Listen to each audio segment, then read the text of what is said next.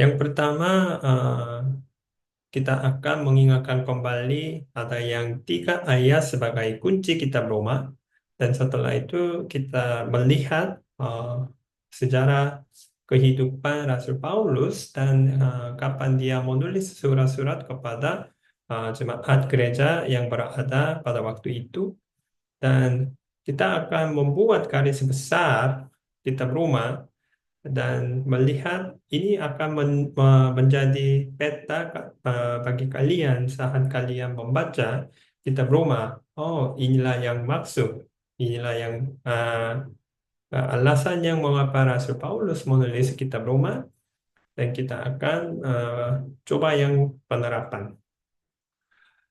Pertama, eh, kunci yang pertama kita dapat dari kitab Roma pasal 1 ayat 16 berbunyi begini, sebab aku mempunyai keyakinan yang kokoh dalam Injil, karena Injil adalah kekuatan Allah yang menyelamatkan setiap orang yang percaya, pertama-tama orang Yahudi, tetapi juga orang Yunani. Memang ini ada dorongan dan ada tantangan. Karena pada waktu itu ada banyak orang mengakui bahwa mereka sudah menjadi orang percaya, tetapi ada sebagian orang mereka hanya mengakui kesaksian mereka itu dengan mulut, karena kehidupan mereka tidak berubah. Dan dari kehidupan mereka tidak bisa melihat bagaimana Tuhan bekerja di dalam kehidupan dia. Walaupun mereka bilang mereka sudah menjadi orang percaya, tetapi tidak ada buah-buah sebagai anak Tuhan. Mengapa ini terjadi? Karena Injil, ya, firman Tuhan, ya, itu belum berada di dalam hatinya dia. Berarti dia belum benar-benar dilahirkan kembali. Jadi memang ada dua, ya, dorongan bagi orang percaya yang benar. Kita bisa pegang Injil sebagai kekuatan Allah. Tetapi kalau ada sebagian orang yang sudah mengakui saya sudah menjadi orang percaya, tetapi belum uh, seperti mengalami kekuatan Allah, harus memeriksa dirinya. Apakah saya benar-benar menjadi anak Allah atau tidak? Kalau kalian tidak mengalami kekuatan Allah di dalam kehidupan kalian, mungkin ya kalian belum menjadi orang percaya anak Tuhan. Dan yang kedua, eh, ini memang menarik karena Rasul Paulus waktu dia menggunakan menyelamatkan, dia menggunakan kosakata yang lain untuk menjelaskan tentang menyelamatkan. Setelah kita menjadi orang percaya, kita sudah Injil itu menyelamatkan setiap orang percaya dari murka Allah, hukum yang kekal. Dan yang kedua, eh, dia menyelamatkan kita bukan hanya dari hukum yang kekal, tetapi inilah yang kutipan dari kitab Roma pasal 6 ayat 18, kamu telah dimerdekakan dari dosa dan menjadi hamba kebenaran. Menarik sekali karena menyelamatkan dan dimerdekakan ini artinya sangat berbeda, tetapi Rasul Paulus menggunakan 2 ayat. Waktu kita melihat masa kekaisaran Romawi, kekaisaran Romawi menjajah itu banyak negara-negara pada waktu itu di sekitar kita Roma, dan ada banyak orang menjadi hamba, ya. Jadi kosakata dimerdekakan, mereka sangat merindu kalau sebagai identitas jati diri mereka sebagai hamba. Memang ada 2 cara. Mereka pergi ke uh, perang sebagai tentara. Kalau mereka menang, ya, membuat sesuatu yang memang luar biasa, mereka menerima hadiah sebagai yang seorang yang perintis, dan dia dimerdekakan dari yang identitas sebagai hamba. Dan ini Rasul Paulus menggunakan kosakata untuk menjelaskan jati diri kita. Dimerdekakan dari mana? Dosa. dan menjadi hamba kebenaran. Apa artinya ini? Dulu dosa itu menjajah, ya, mengontrol semua pikiran kita dan keinginan kita selalu terpengaruh, ya, terkait dengan dosa. Tetapi setelah kita menjadi orang percaya, seharusnya kita lebih suka untuk mengikuti kebenaran, ya, mengikuti firman Tuhan. Dan itu artinya dimerdekakan. Dan yang kedua, Roh yang memberi hidup telah memerdekakan kamu dalam Kristus dari hukum dosa dan hukum maut. Kalian bisa melihat dua-dua, hukum dosa dan hukum maut.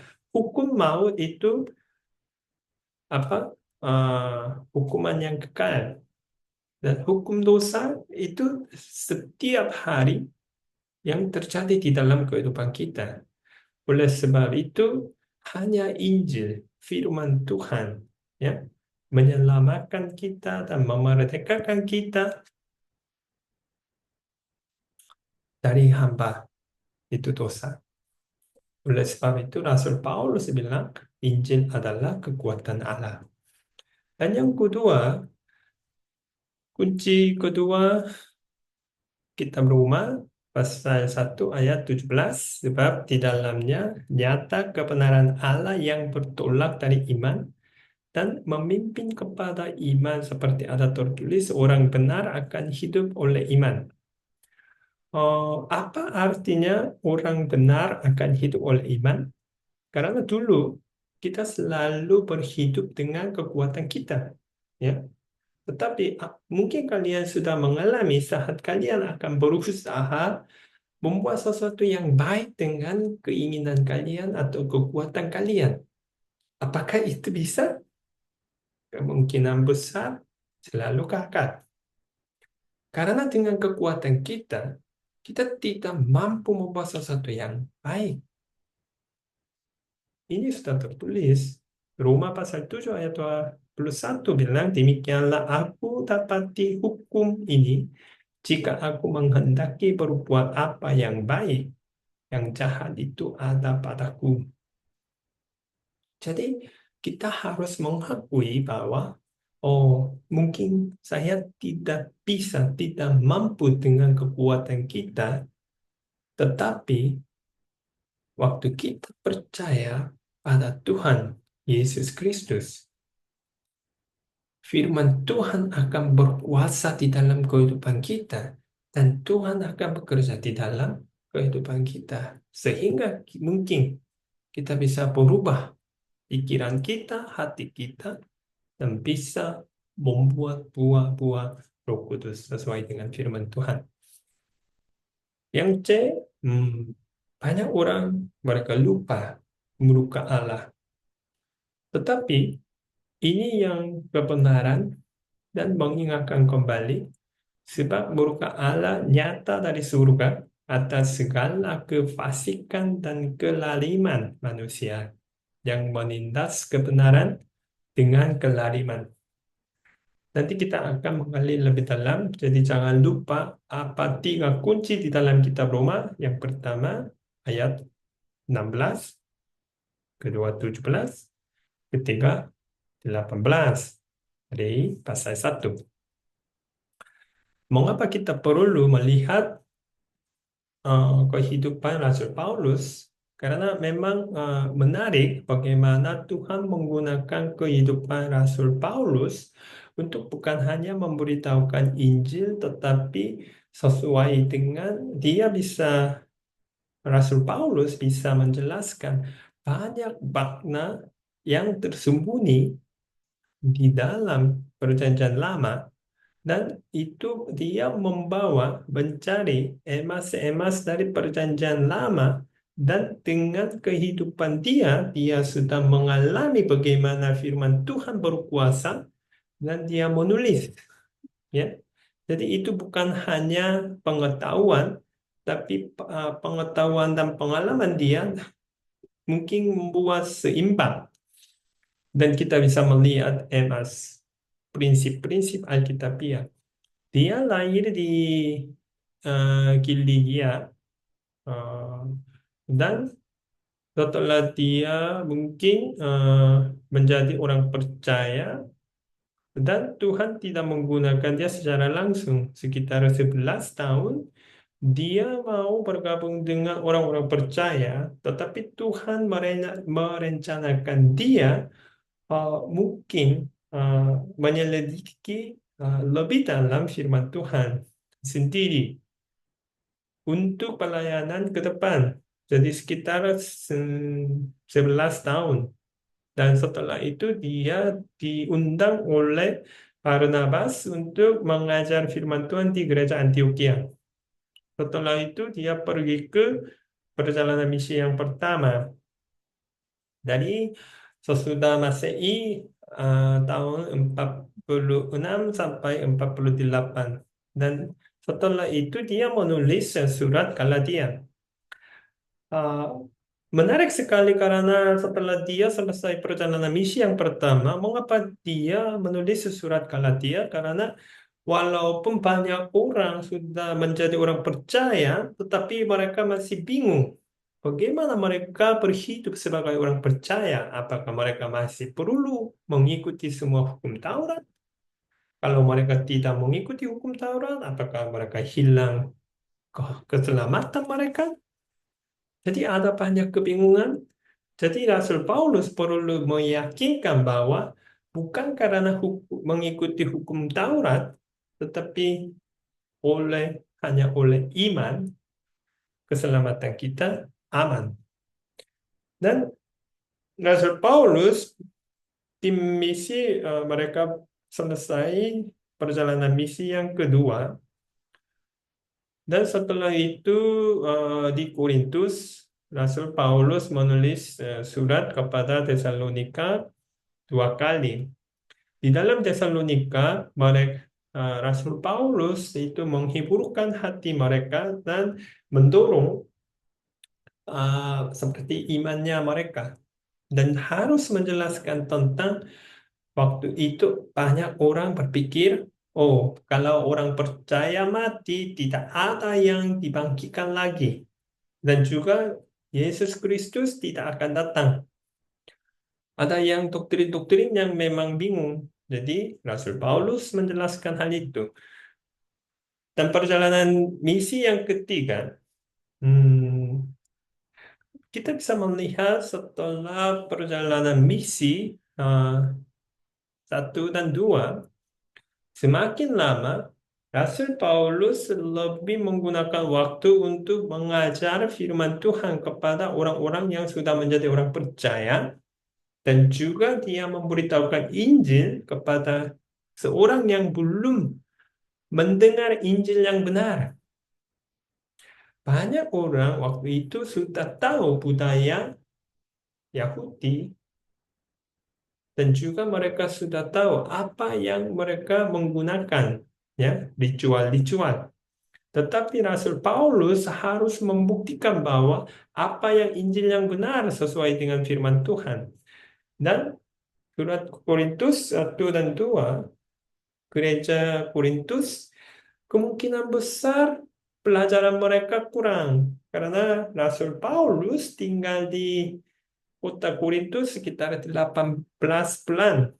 Jadi mungkin pelajarannya kurang, saya kurang tahu, tetapi ada banyak masalah-masalah yang terjadi di gereja Korintus sehingga Rasul Paulus harus memperbaiki, ya, perlakuan-perlakuan mereka sesuai dengan Alkitabiah. Dan setelah itu dia menulis surat Roma, walaupun dia belum pernah ke sana, tetapi dia sudah tahu ada orang-orang yang percaya. Dan yang berikut kita mungkin menarik sekali karena di mana Rasul Paulus menulis surat Kolose, Filemon, Efesus, Filipi di kota Roma, penjara. Jadi lihat, setelah dia menulis surat Roma dan dia pergi ke Roma dan dia mengajar firman Tuhan kepada anggota jemaat Roma. Jadi ini hanya pendapat saya secara pribadi melihat semua ini, dia seperti menganalisis mengapa ada banyak yang muncul di dalam gereja Korintus. Pasti itu terkait dengan keadaannya daerah itu dan karakternya, budayanya. Tetapi dia berpikir kemungkinan besar mereka kurang memahami firman Tuhan dan makna kehidupan sebagai orang percaya. Oleh sebab itu, kemungkinan besar Rasul Paulus mengajar firman Tuhan lebih detail kepada orang-orang percaya berada di rumah, sehingga mereka lebih jelas. Oh, bagaimana jati diri mereka dan bagaimana mereka bisa berhidup sebagai orang percaya, bukan hanya di gereja, di masyarakat, dan di dalam keluarga. Dan akhirnya dia menulis surat 1 Timotius dan Titus, dan dia mati di Roma. Dan kita melihat waktu Rasul Paulus menulis kitab Roma, waktu itu masa aniaan, uh, ania, aniayan, ania. Nah, susah itu, memang susah. Semua orang percaya memang kehidupan tidak mudah, dan pada waktu itu tidak ada orang yang mendukung kalau mereka sudah mengakui mau menjadi orang percaya. Kemungkinan besar penderitaannya memang luar biasa. Oleh sebab itu, Rasul Paulus harus menghiburkan hatinya teman-teman yang berada di kota Roma. Sebelum kita lebih menggali kitab Roma, memang kita perlu membuat garis besar, ya. Kitab Roma mulai dari pasal 1 sampai pasal 16. Kemungkinan besar saya seingat saya 3 tahun yang lalu atau 4 tahun yang lalu kita sudah belajar yang ini. Tetapi cobalah yang mengingatkan lagi dari pasal 1 sampai pasal 8 itu bagian yang pertama, ya. Dan 8 ke 11 bagian kedua. Bagian ketiga dimulai pasal 11 sampai 15. Yang terakhir itu akhir pasal 15 sampai 16. Jadi cobalah ingat apa yang itu bagian pertama berbicara. Hmm.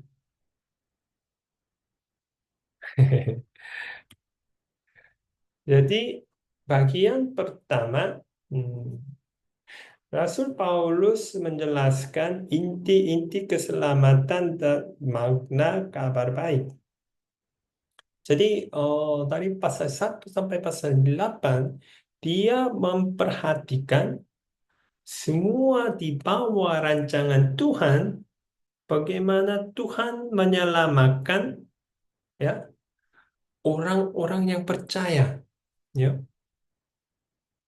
Jadi satu demi satu dia membuktikan bahwa mengapa kita bilang semua orang itu orang berdosa dan bagaimana caranya menyelamatkan dirinya dari hukum yang kekal dan apa yang Tuhan melakukan untuk menyelamatkan kita semua dari hukum yang kekal.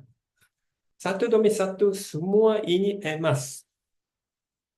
Dan bagian yang kedua, setelah mereka mendengar atau membaca surat ini, mereka sedikit bingung. Oh, kalau begitu, ya betul. Semua orang yang percaya menjadi umat Allah. Tetapi bagaimana bangsa Israel?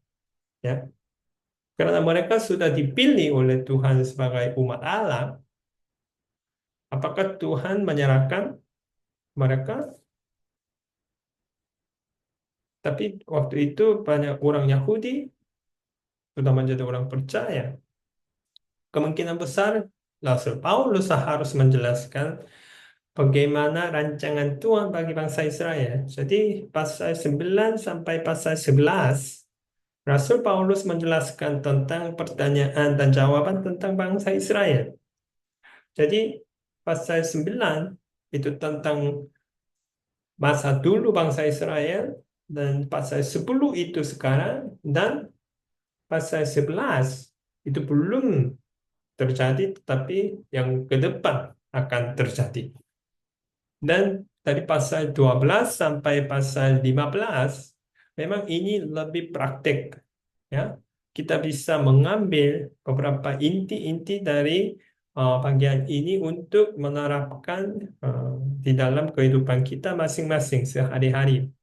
Hak istimewa, tanggung jawab sebagai anak Allah. Dan yang terakhir, rencana Rasul Paulus dan pamit kepada jemaat gereja. Jadi kalian bagian pertama apa? Oke, bagian pertama kosakata intinya kabar baik. Bagian kedua bangsa Israel. Bagian ketiga hak istimewa. Bagian keempat pamit. Di bawah ini kita bisa melihat inti-inti keselamatan dan makna. Kita bisa membagi 5 bagian, ya. Dan pendahuluan dan salam, dan kita sudah melihat 3 kunci kitab Roma, dan nanti mereka ada perdebatan antara Rasul Paulus dan ada 3 golongan. Mengapa kita butuh keselamatan, dan setelah itu jalan keselamatan yang benar, dan akibat dari keselamatan. Jadi selama 6 bulan kita akan melihat satu demi satu, dan caranya bukan hanya belajar, tetapi ada yang hambanya Bapak-Bapak akan mengajar dan membawa firman Tuhan dari bagian ini. Dan C, kita akan melihat 4, ya. Ada pasal 3, ya, 9, 19, 20, 23, mengapa kita butuh keselamatan. Dan dalam kabar baik, kita bisa melihat berita itu bukan hanya tentang hukum yang kekal. Kabar baik itu berita tentang kerajaan Allah. Jadi Tuhan bukan hanya menyelamatkan kita dari hukum yang kekal, tetapi Dia sudah menyiapkan semua yang kita perlu berhidup sebagai anak Tuhan di dunia ini sampai kita dipanggil oleh Tuhan ke surga. Jadi yang pertama, apa itu kabar baik? Kita sudah diselamatkan dari hukum yang kekal. Kita tidak akan pergi ke maut, ya. Kita sudah menerima hidup yang kekal. Dan juga kita Roma pasal 6 ayat 17 dan 18 bilang kita sudah dimerdekakan dari hamba dosa. Dosa tidak menjajah kita lagi. Dan yang terakhir, mungkin bisa melihat, kita Roma pasal 8 ayat 1 dan bilang, manusia lama sudah lewat. Ya.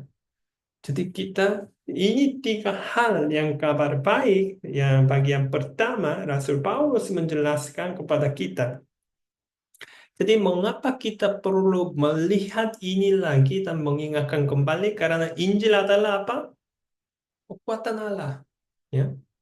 Kalau kalian mau mengalami atau merasa kekuatan Allah, kita seharusnya mengingatkan kembali apa yang Tuhan bekerja di dalam sejarah dunia ini untuk kita semua masing-masing.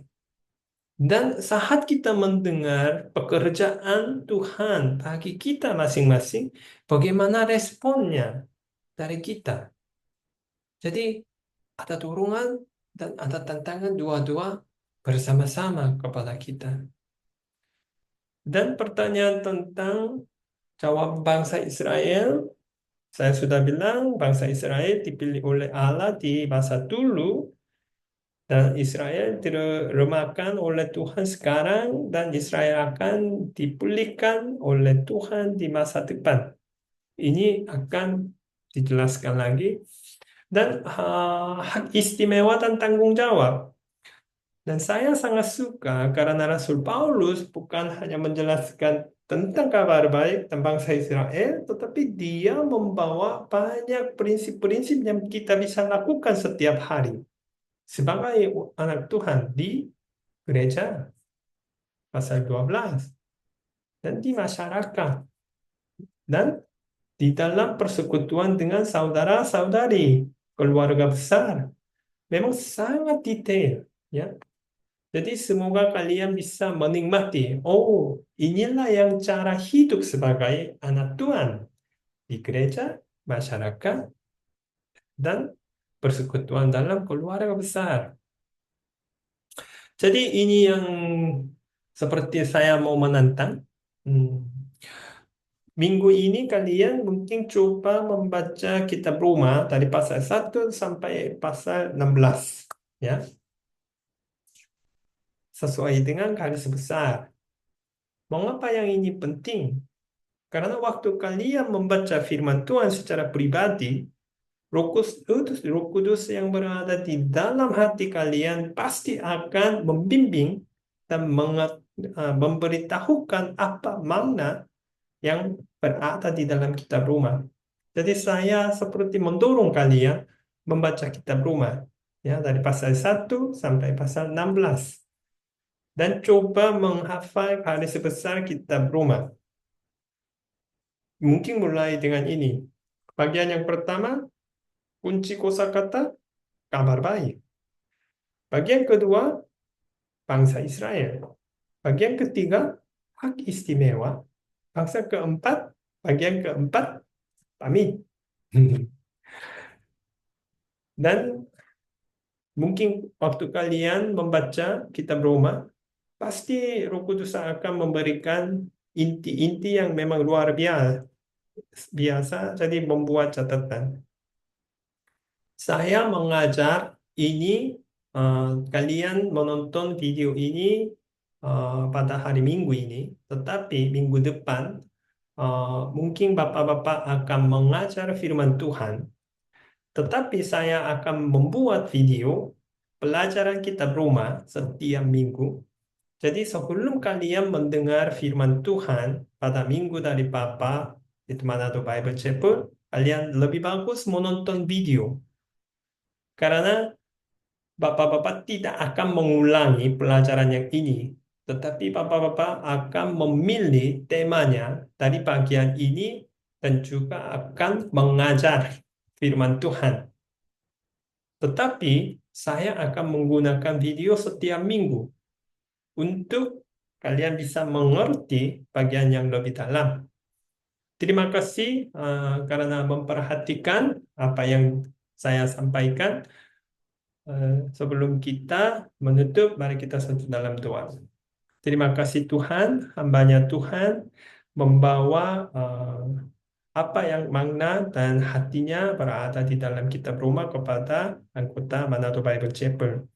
Manado Bible Chapel akan membaca kitab Roma dari pasal 1 sampai pasal 16 pada minggu ini. Siapapun yang membaca kitab Roma dengan segenap hati, saya minta memberkati mereka, dan mereka akan menikmati membaca kitab Roma dan merenungkan firman Tuhan pada minggu ini.